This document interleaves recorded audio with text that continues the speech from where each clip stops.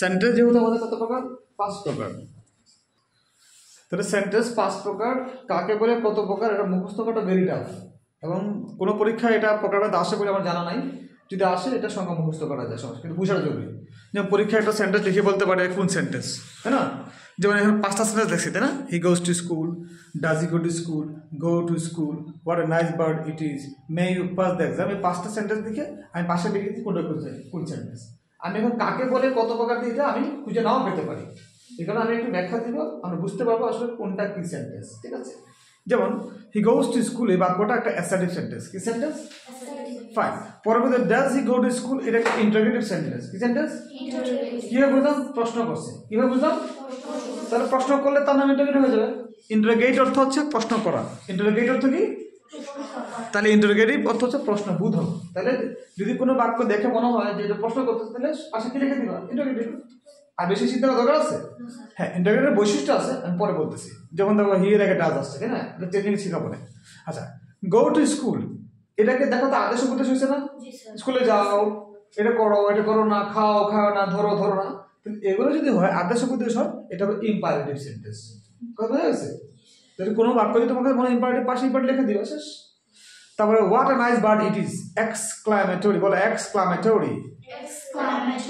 Exclamatory. এক্সক্লেইম মানে অবাক হওয়া বা অবাক করা। তাহলে এক্সক্লামেটরি হচ্ছে আশ্চর্য সূচক, অর্থাৎ যে কথা শুনে আমরা অবাক হই, কি সুন্দর পাখি, কত বড় মানুষ, কত বড় গাছ। তাহলে এই সমস্ত জিনিস যখন আমরা শুনবো, এটা কি বলবো? Exclamatory sentence. তাহলে এটার পাশে কি লিখে দেবো আমরা? Exclamatory sentence. তোমাদের পরীক্ষাতে আসতে পারে যে identify the sentence according to their name. সেক্ষেত্রে এই সেন্টেন্স দেওয়া থাকবে, তুমি পাশে সেন্টেন্স কোনটা কি সেন্টেন্স নাম লিখে দিবে। এটা এক ধরনের প্রশ্ন হতে পারে। কথা ক্লিয়ার? ওকে। তাহলে may you pass the exam, তুমি পরীক্ষার জন্য পাস করো। এটা দোয়া হয়েছে না? যখন দোয়া হবে বুঝতে হবে এটা অপারেটিভ সেন্টেন্স। কি সেন্টেন্স এটা? আমি কি বুঝাতে পারছি? তাহলে এই 5টা বাইরে কোনো সেন্টেন্স আমাদের তোমাদের সিলেবাসে থাকবে না। হয় প্রশ্নটা কি থাকবে, কিভাবে থাকতে পারে? যেমন এভাবে সেন্টেন্স দেওয়া থাকবে, পাশে তোমাকে লিখতে হবে কি সেন্টেন্স। এটা একটা প্যাটার্ন। আরেকটা হচ্ছে সেন্টেন্স চেঞ্জিং। কি বলে? সেন্টেন্স চেঞ্জিং আকারে থাকতে পারে। যদি হয় তাহলে মনে করে দেওয়া আছে হি গোজ টু স্কুল, ঠিক আছে, দিয়ে এখানে লেখছে মেক ইট ইন্টারোগেটিভ। কি লেখছে? তাহলে আমাকে জানতে হবে ইন্টারোগেটিভ বৈশিষ্ট্য কি। ইন্টারোগেটিভ আসলে সাবজেক্টটা যেমন হি আছে না, হি গোজ টু স্কুল। আচ্ছা, তাহলে আমি অ্যাসাইনমেন্টে বলি নাই। তাহলে এই 4টা সেন্টেন্স যারা না, যেটা ইন্টারোগেটিভ না, যেটা ইম্পারেটিভ না, যেটা এক্সক্লামেটরি না, বা যেটা অপারেটিভ না, এটা হচ্ছে অ্যাসার্টিভ সেন্টেন্স। এই অ্যাসার্টিভ সংখ্যাটা খুব ডিফিকাল্ট দেওয়া আছে। ঠিক আছে, এটাকে স্টেটমেন্টও বলেছে আমরা। কি বলে? তাহলে যেটা ইন্টারোগেটিভ না, যেটা অপারেটিভ না, যেটা তোমার আদেশ উপদেশ না, যেটা দোয়া না, এটাই হচ্ছে অ্যাসার্টিভ সেন্টেন্স। মনে থাকবে? এখন অ্যাসার্টিভ সেন্টেন্সের পাশে লেখছে মেক ইট ইন্টারোগেটিভ। তাহলে ইন্টারোগেটিভ মানে কি? এটাকে প্রশ্নবোধ করতে হবে। সে স্কুলে যায়, তাহলে ইন্টারোগেটিভ কি হবে? সে কি স্কুলে যায়? এটা হবে না? তাহলে যে does he go to school, তাহলে কোনো বাক্য যদি আমাদেরকে দিয়ে বলে, এটাকে কি করতে হবে? ব্র্যাকেট দিয়ে যদি বলে ইম্পারেটিভ করো, মনে করে ব্র্যাকেটে লেখা আছে এখানে ইন্টারোগেটিভ করো, মানে মেক ইট ইন্টারোগেটিভ, তাহলে আমরা কি লিখবো? দ্বিতীয় বাক্যটা লিখবো। মানে এটাকে অক্সিলারি ভার্বটা তখন করছিলাম আমরা, যে হি ইজ গোয়িং, এটা কন্টিনিউয়াস ইন্টারোগেটিভ সেন্টেন্স কি লিখছি? ইজ হি গোয়িং, তাই না? লাইক দিস আমরা এখানে এভাবে করে যে চেঞ্জিং আছে এভাবে করে দিবে। ঠিক আছে, বা বলছে হি গোজ টু স্কুল, এটা পাশে লেখছে ইম্পারেটিভ। কি লেখছে? তাহলে এবার লেখা যায় গো টু স্কুল, মানে ভার্ব দিয়ে শুরু হবে। আসলে এখন চিনি আমরা বলো ইম্পারেটিভ সেন্টেন্স, বলো ইম্পারেটিভ সেন্টেন্স সাধারণত ভার্ব দিয়ে শুরু হয়। তো যখন দেখো ভার্ব দিয়ে কোনো বাক্য শুরু হয়েছে, চোখ বন্ধ করে তুমি কি করবা? এটাকে ইম্পারেটিভ মনে করবা।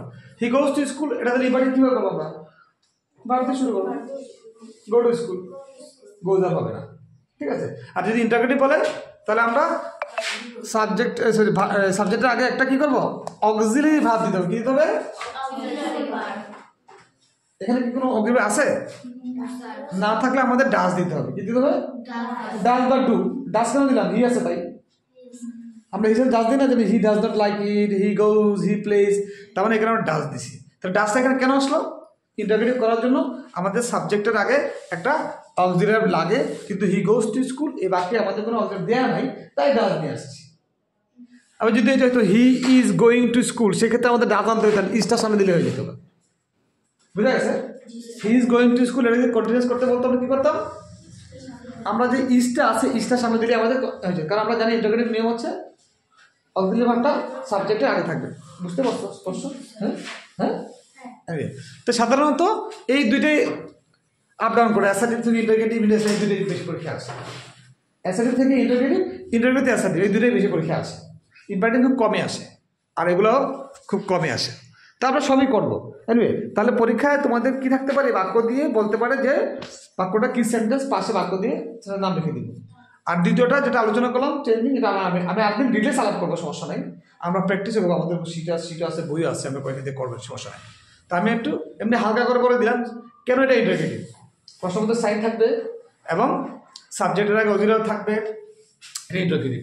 আর অ্যাসার্টিভ সাবজেক্ট দিয়ে শুরু হবে। দেখো আর কোথাও কিন্তু সাবজেক্ট বাক্য শুরু হয় না, খেয়াল করো দেখো, বুঝছে?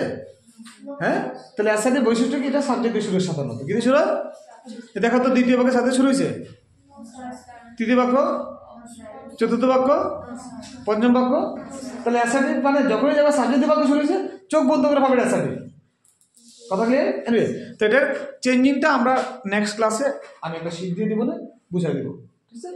Thank you very much.